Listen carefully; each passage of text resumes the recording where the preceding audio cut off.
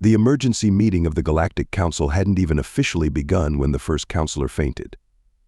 To be fair, it was entirely understandable. The holographic display in the center of the vast chamber showed what appeared to be a human female scratching the belly of a Thanatos Reaper, arguably the most lethal predator in 7 star systems. Order. I demand order. High Counselor Vizicti's translators struggled to convey both authority and panic simultaneously.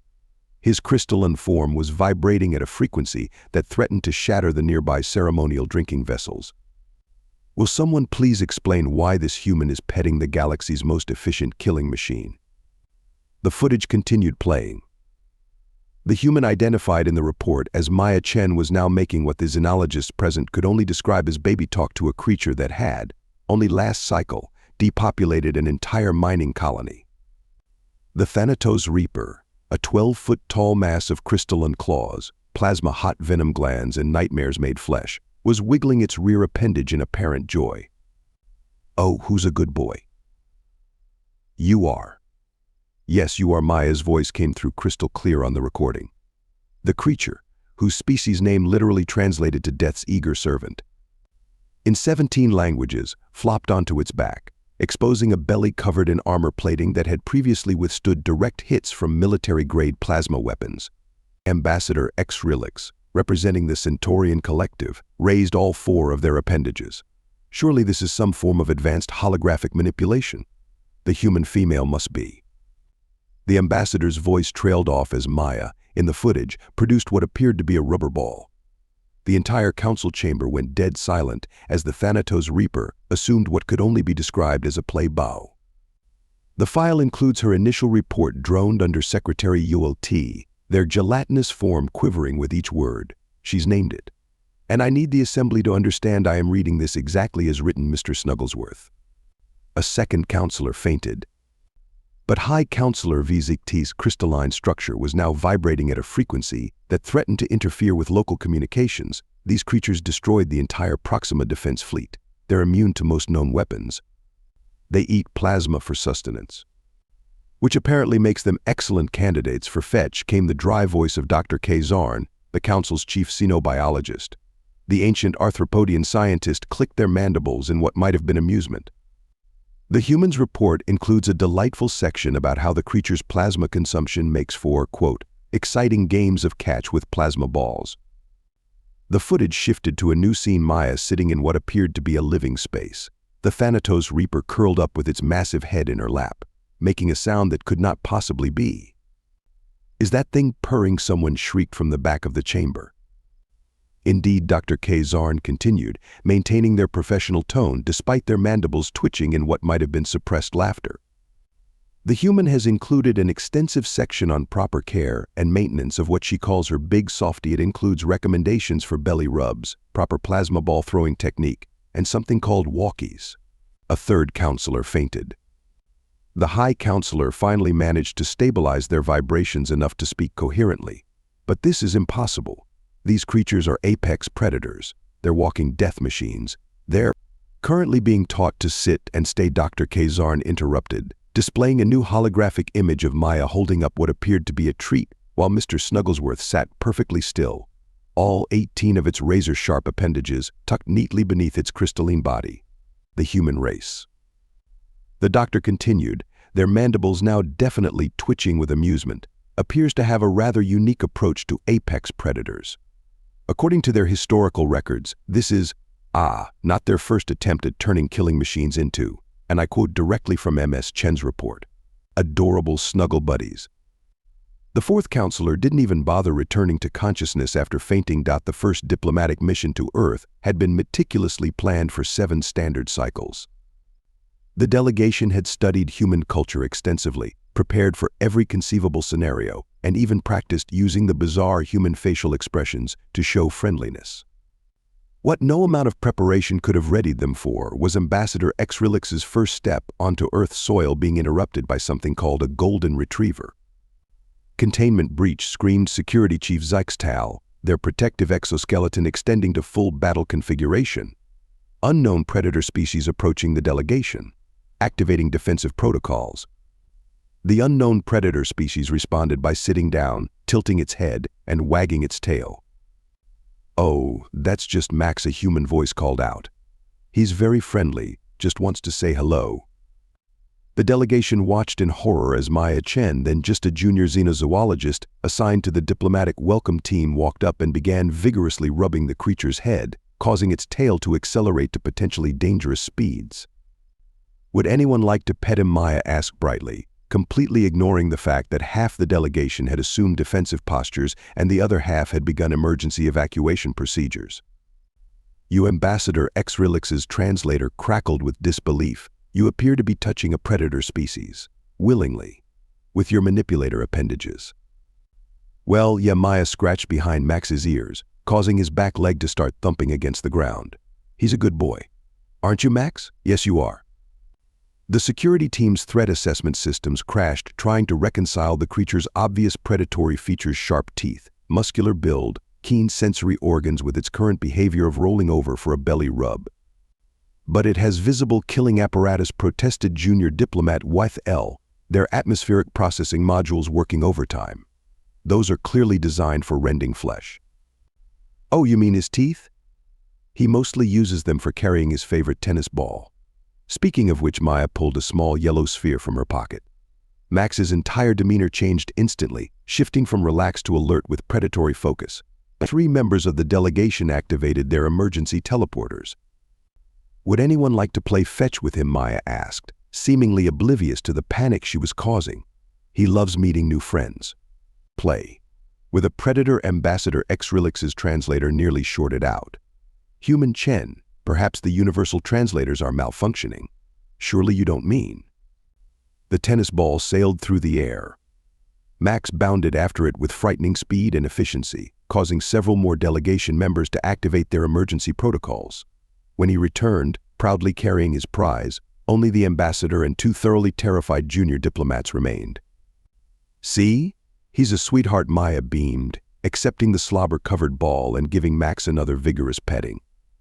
"You know, if you think this is interesting, you should see my colleague's pet cat. Now those are fascinating predators. They've actually managed to train their humans too." "There are more." The ambassador's universal translator finally gave up and exploded in a small puff of smoke. Maya's response was interrupted by a blood-curdling sound that sent shivers through the remaining delegation's various nervous systems. From behind the embassy walls came a low, rumbling moo. "Oh, and those are just the cows from the neighboring farm," Maya added helpfully. "Technically herbivores, but they're surprisingly large. We've domesticated those too. Great for milk, though I suppose that concept might need some explaining." The last junior diplomat activated their emergency teleporter. Left alone with the increasingly enthusiastic Max and the unnervingly casual human, Ambassador Xrilix made a decision that would go down in galactic diplomatic history. They activated their emergency data link to the Galactic Council and transmitted a Priority 1 message. An urgent update. Humans do not merely coexist with predator species. They have somehow formed social bonds with them. Request immediate update to first contact protocols. Also requesting immediate revision of human threat assessment. Also requesting immediate psychiatric evaluation. Also requesting new translator. And clean diplomatic robes. Maya, meanwhile, had produced something called a squeaky toy that made Max dance with joy. The sound would haunt the ambassador's dreams for cycles to come. As a final note, transmitted just before the ambassador finally gave in and activated their own emergency teleporter, they added PS. Cancel the planned diplomatic dinner. Have received confirmation that humans keep predator species in their dwellings. Repeat, predators in their dwellings. They never did get to explain about cats. Research Station Omega-7 was the most secure xenobiological research facility in the known galaxy.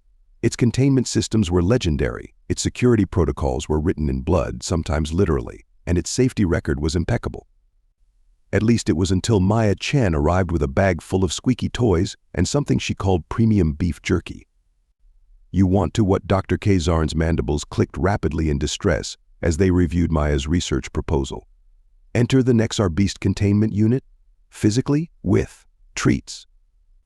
"Well, yeah," Maya replied, already unpacking what appeared to be an alarming number of toys, treats, and something she called a laser pointer. How else am I supposed to figure out if they like belly rubs?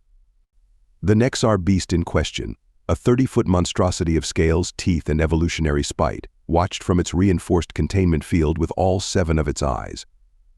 The creature had single-handedly destroyed 3 colonial outposts before its capture, and the mere sight of it had caused 17 different species to develop new phobias. Listen carefully. Human Chen Dr. K. Zarn's voice carried the weight of someone explaining to a child why they shouldn't juggle antimatter. The Nexar beast is classified as a cosmic terror level 12. It can digest neutron star material. Its roar has been known to cause spontaneous molecular breakdown. It does not want belly rubs. The Nexar beast chose that moment to make a sound that caused 3 junior researchers to evacuate their digestive systems involuntarily. "Aww, someone's vocal today," Maya cooed, pulling out what appeared to be a brush designed for grooming. "They're just feeling chatty, aren't they?" Dr. K. Zarn's exoskeleton nearly cracked from stress. That was not chatty, Human Chen. That was the sound it makes before consuming entire space stations. Nah, that's definitely their pay attention to me voice. Watch this. Before anyone could activate the emergency protocols, Maya had somehow bypassed the first layer of security and was approaching the containment field. The entire research team moved as one toward the emergency evacuation pods. Human Chen Dr. K. Zarn's voice had reached a pitch previously thought impossible for their species. "The juvenile Nexar in the adjacent containment unit has destroyed every probe we've sent in. Even it is too dangerous to." "Oh my gosh, you have a baby." Maya's face lit up with what the xenobiologists would later describe in their reports as terrifying human maternal instinct. She was already heading toward the juvenile's containment unit, clutching what appeared to be a plush toy in the shape of an earth creature called a bunny. The juvenile Nexar beast, responsible for the deaths of 23 of the galaxy's most advanced research drones, raised its spiked head and focused all 14 of its developmental eyes on the approaching human. Its scales, capable of reflecting concentrated laser fire, bristled with deadly energy. Maya made kissy noises at it. The research team's collective nervous systems nearly shut down when the juvenile Nexar beast tilted its head in curiosity. "Who's a cute little apex predator?" "You are." "Yes, you are." Maya was now dangling the plush toy just outside the containment field. The juvenile Nexar, terror of the research station, destroyer of million-credit equipment, was watching it with interest. Human Chen Dr. K. Zarn's voice had become eerily calm, the kind of calm that comes just before complete mental breakdown. "Are you attempting to play with a creature that literally eats dark matter for breakfast?" "All babies need playtime," Maya responded matter-of-factly, as if she were discussing the weather and not trying to turn a cosmic horror into a pet. "Besides, look at those eyes. They're totally giving me the please play with me look. That is their I'm about to consume your soul look. We have documented evidence of. What are you doing now?" Maya had produced something that jingled. The juvenile Nexar's attention was completely focused on the sound, all 14 eyes blinking in sequence. Its deadly scales were starting to shift from their usual threat display crimson to a more curious shade of purple. "Starting positive reinforcement training," Maya explained, pulling out a tablet. "I've been studying their behavioral patterns. Did you know they show signs of pack bonding? Their social structures are fascinating. I think with the right approach." The juvenile Nexar made a sound that caused several pieces of equipment to spontaneously disassemble. Maya responded by making the same sound back, but in a higher pitch. To the absolute horror of every xenobiologist present, the creature responded with a softer version of the sound. Did you just baby talk to a Nexar beast?" Dr. K. Zarn's scientific worldview was rapidly crumbling. "They're social learners," Maya said, now taking notes while dangling the jingling toy. "Watch this." She made another series of sounds, and to the astonishment of all present, the juvenile Nexar attempted to mimic them. "Fascinating, isn't it?" Maya continued, seemingly oblivious to the fact that she was rewriting everything known about one of the galaxy's most dangerous species. "I think with proper socialization and positive reinforcement, we could. If you say domesticate them, I will personally eat my own exoskeleton." Dr. K. Zarn interrupted. Maya just grinned, pulling out what appeared to be a specially reinforced ball. The juvenile Nexar's scales shifted to a shade of excited magenta that no one had ever seen before. "Well," she said, tossing the ball through a temporary opening in the containment field, "I was thinking more along the lines of make friends, but domestication might be a fun long-term project." The juvenile Nexar beast, terror of the cosmos, destroyer of worlds, scourge of the galaxy, caught the ball in its mouth and waited expectantly for her to throw it again. Dr. Kazarn began nibbling on their own exoskeleton. Log entry 47 of Research Station Omega 7 had to be rewritten 3 times because no one believed it the first 2 times. The final version simply read, Human Chen has successfully taught a juvenile Nexar beast to sit for treats. Science team requesting immediate stress leave. Maya's breakthrough methodology, as she insisted on calling it while everyone else called it proof humans are clinically insane, was spreading through the research station like a particularly aggressive form of space madness. The key, Maya explained to a thoroughly traumatized review board, is understanding their social dynamics, plus, finding the right spot for scritches. Scritches, repeated Chief Reviewer VNTK, their cybernetic implants struggling to process the word. You are suggesting we approach the galaxy's most dangerous predator species for scritches? Well, not right away. Obviously, Maya rolled her eyes, pulling up her research data. First, you need to establish trust. Little Junior here helped me figure out their favorite treats.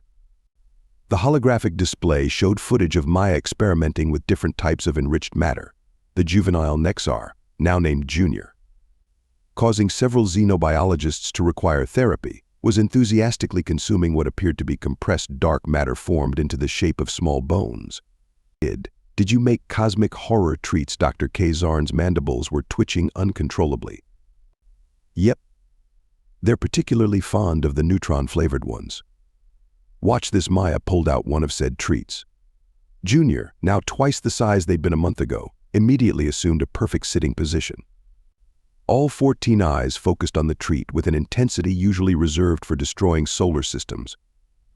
Sit, stay. Maya held up a hand. Junior, whose species was known for having the patience of an exploding sun, waited. Good boy. The treat disappeared into Junior's fourth mouth with a happy crunch that caused 3 different warning systems to activate. But that's just the beginning, Maya continued, pulling up more footage. Watch what happened when I introduced positive reinforcement to the adult specimen. The review board watched in collective horror as Maya approached the containment field of the adult Nexar beast. The creature, responsible for more destruction than some minor wars, focused all 7 of its eyes on her. The fascinating thing, Maya narrated as the footage played, is that they're incredibly intelligent. Once Junior showed positive results, the adult began displaying curiosity. I think they've been watching our training sessions. On screen, Maya was holding up what appeared to be a dark matter treat the size of a small shuttle. The adult Nexar's scales shifted through colors previously unknown to science. That's their interested color pattern, Maya explained proudly. See how the quantum patterns align? They're actually trying to communicate. Those patterns typically precede the complete annihilation of space stations, someone muttered from the back of the room. Common misconception, Maya waved dismissively. They were probably just excited. Watch what happens next. The footage showed Maya making a series of complex sounds, a mixture of subsonic rumbles and quantum fluctuations that shouldn't have been possible for human vocal cords to produce. The adult Nexar tilted its massive head, causing several review board members to dive under their desks. Then, to the eternal confusion of everyone present, the creature lowered its city-sized body into what was unmistakably a sitting position. Good boy, Maya's recorded voice echoed through the review chamber. The adult Nexar's scales rippled with colors that caused 3 different physics textbooks to spontaneously rewrite themselves. That's their happy color, Maya beamed. After that, progress was amazing. Watch this compilation. The next several minutes of footage showed a progression that had several senior researchers questioning their career choices. The adult Nexar learning to stay the adult Nexar playing with a dark matter ball the size of a small moon. The adult Nexar rolling over for belly rubs, causing a minor gravitational anomaly. And here's the really exciting part, Maya was practically bouncing with enthusiasm. They're pack animals. Once the adult, I call him Big Buddy, started responding positively, the entire social dynamic changed. Watch this interaction with Junior. The footage showed Junior approaching the adult's containment field. What followed was a series of quantum fluctuations that the station's AI translated as play behavior. They're socializing, Maya explained unnecessarily to the increasingly distressed review board. Big Buddy is actually teaching Junior proper pack manners. Look at how they mirror each other's movements. Those movements typically precede the death of star systems, someone whimpered. No, that's their play bow. See how their quantum fields synchronize? They're bonding. And watch this, Maya fast-forwarded to a new clip.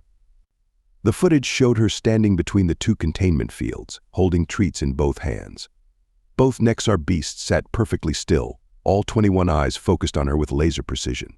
Sit, stay, good boys. The synchronized happy rumble from both creatures caused a temporary disruption in the station's artificial gravity. We've made incredible progress with positive reinforcement. Maya continued, pulling out what appeared to be a research paper titled The Evolution of Who's a Good Boy, a Study in Nexar Beast Socialization. I've documented at least 7 distinct vocalizations that indicate positive emotional states, 12 different play behaviors. And this is really exciting evidence of tool use. Tool use. Dr. K. Zarn's voice was faint. Big Buddy figured out how to use his quantum field to scratch Junior's hard-to-reach scales. It's adorable. The review board watched in silence as the footage showed the galaxy's most feared predator species essentially giving a back scratch to its offspring. The quantum fluctuations produced what could only be described as a purr, if purrs could bend space-time. In conclusion, Maya said, pulling out what appeared to be a squeaky toy that violated several laws of physics, I believe we're on the verge of a complete breakthrough in Nexar beast socialization. With proper training and enrichment, they could become wonderful companions. I'm already working on a thesis about proper leash training for quantum horrors. Leash training. Chief Reviewer VN Tyke's cybernetics finally gave up and shut down. Oh yes. Would you like to see the prototype? I've developed a quantum entangled lead that should work perfectly for walkies.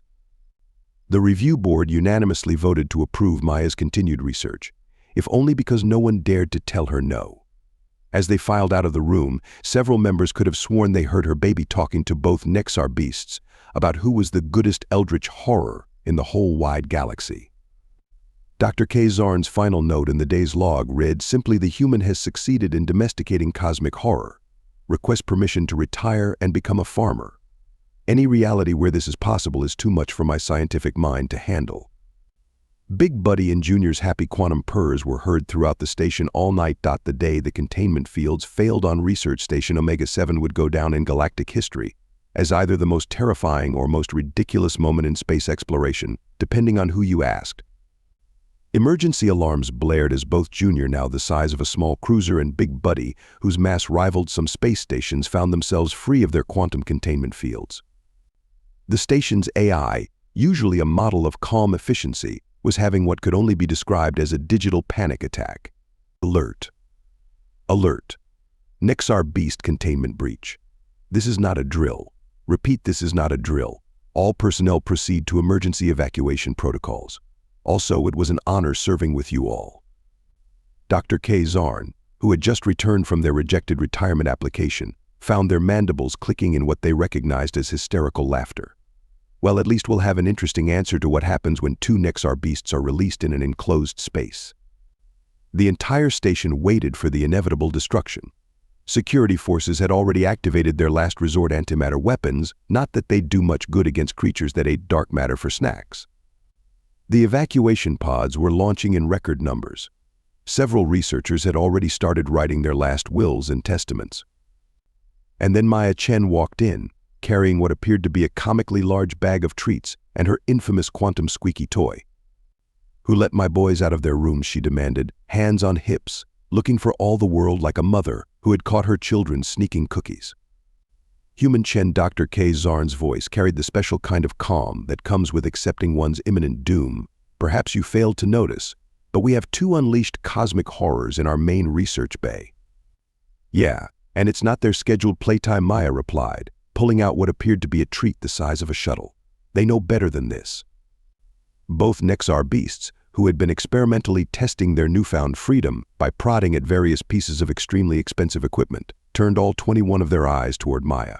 Their scales shifted through colors that caused several nearby quantum computers to restart. Don't give me those looks, Maya scolded, causing several security officers to faint. You know the rules. Sit. The universe held its breath. And then, in a moment that would be replayed countless times in xenobiology classes across the galaxy, both Nexar beasts sat. The movement caused a minor gravitational disturbance, but they sat nonetheless. Good boys. Maya's voice carried that special tone reserved for praising pets, regardless of whether said pets could devour solar systems. Now stay. Security footage would later show that every single remaining conscious being on the station had their jaws drop simultaneously as both creatures remained perfectly still, watching Maya with what could only be described as eager anticipation. See? They're very well behaved when they want to be, Maya commented to the stunned observers, pulling out her quantum squeaky toy. The sound it made caused several instruments to malfunction, but both Nexar beast scales lit up with colors of joy. Now, who wants to play fetch? The happy quantum rumble from both creatures caused 3 different physics laboratories to request emergency funding to study what they termed the impossibility of domesticated horror. As Maya led both Nexar beasts back to their containment areas, which had mysteriously repaired themselves, later analysis would suggest the creatures had actually helped fix them. She was heard explaining to them why breaking out of their rooms was very naughty behavior that would result in a temporary suspension of belly rub privileges. The security footage of Junior's remorseful quantum fluctuations would later become a viral sensation across the galactic net. I simply don't understand, Dr. Kazarn later commented, watching Maya reward both creatures with treats for their eventual cooperation. These beings have destroyed entire colonies, they've consumed star systems, they've caused species-wide trauma, and now they're doing tricks for treats. Everyone responds to positive reinforcement, Maya replied cheerfully, scratching behind one of Big Buddy's sensory nodes. The resulting happy rumble only caused minor temporal distortions this time. Besides, they're just big sweeties who needed someone to understand them. As if to prove her point, Junior gently nudged what remained of a research drone toward her, clearly seeking approval for cleaning up their mess. Good boy. Such a responsible young cosmic horror, Maya praised, causing Junior's scales to ripple with pride. The incident report, filed later that day, read simply: Containment breach resolved through unprecedented application of pet training techniques. Request immediate revision of all Nexar beast handling protocols to include treat allowances and designated playtime. Also requesting budget increase for quantum squeaky toys. A secondary note, added by Dr. Kazarn, stated the human has successfully taught cosmic horror to clean up after itself. Reality may never recover. Requesting permission to start drinking during research hours. The final security footage of the day showed Maya conducting what she called evening walkies with both creatures safely leashed on quantum-entangled leads, strolling through the station's largest cargo bay, as if she were taking ordinary pets for a stroll in the park. Both Nexar beasts' scales glowed with contentment colors that would require 3 new physics papers to properly describe. Who's ready for bedtime stories? Maya's voice echoed through the station's corridors. The resulting happy quantum fluctuations from both creatures caused only minimal reality distortions, which Maya declared was such good progress on indoor voices.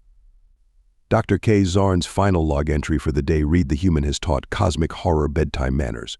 I give up. Requesting transfer to literally anywhere else in the galaxy. Preferably somewhere that still makes sense. The grand opening of Maya's magnificent menagerie attracted more attention than most galactic peace treaties. The shop, located in what used to be a military-grade containment facility, boasted the most unusual pet adoption center in known space. Welcome to the future of interspecies companionship, Maya Chen's cheerful voice carried across the gathered crowd of journalists, scientists, and thoroughly confused dignitaries. Behind her, Junior, now officially certified as a therapy Nexar, helped demonstrate proper leash etiquette to a group of juvenile void stalkers. The Galactic News Network's headline scrolled across quantum screens everywhere: Human revolutionizes pet industry, any apex predator can be a good boy, claims expert. It's really quite simple, Maya explained to a terrified reporter, while casually scratching behind the sensory nodes of what used to be the most feared creature in Sector 7. Every species needs love, understanding, and proper positive reinforcement. Plus treats. Treats are non-negotiable. The newly established Interstellar Pet Registration System (IPRS) had to create entirely new categories just to accommodate Maya's clientele. The classification domesticated cosmic horror was now officially recognized across 17 jurisdictions. We've had to completely rewrite our threat assessment protocols, admitted Security Chief Zixtal, watching his big buddy demonstrated proper sit-stay technique to a class of aspiring pet owners. How do you classify a creature that can devour stars but also knows how to shake hands on command? Maya's training classes became the most exclusive educational experience in the galaxy. Understanding your quantum horror basic obedience and snuggle techniques had a waiting list longer than most species' lifespans.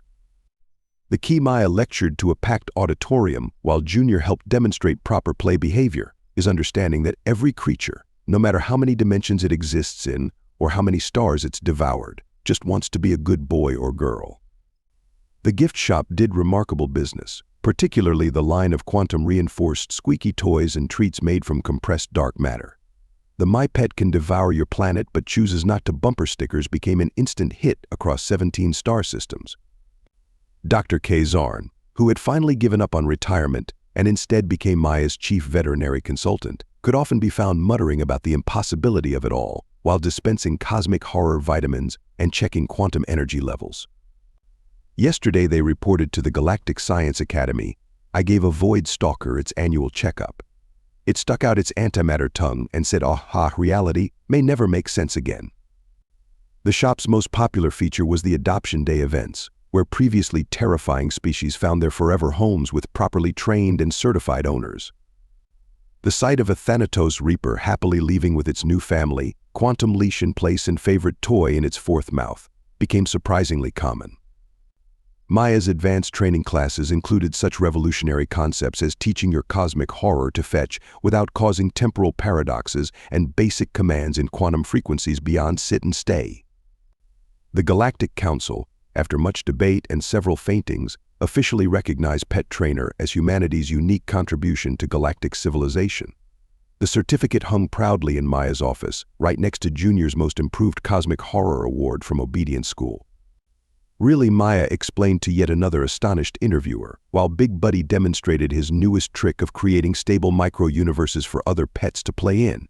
Once you understand that every creature just wants love, treats, and maybe a belly rub or two, it's all quite straightforward. The shop's slogan, "Every beast can be a pet," became a rallying cry for a new era of interspecies relationships.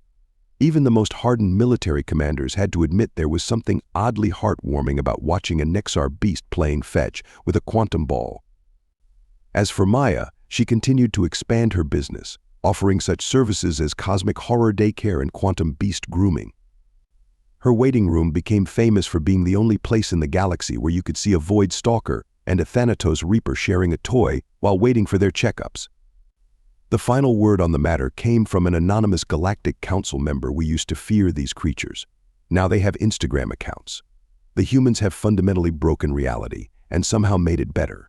Junior and Big Buddy's joint social media account hit 1 trillion followers by the end of the first month.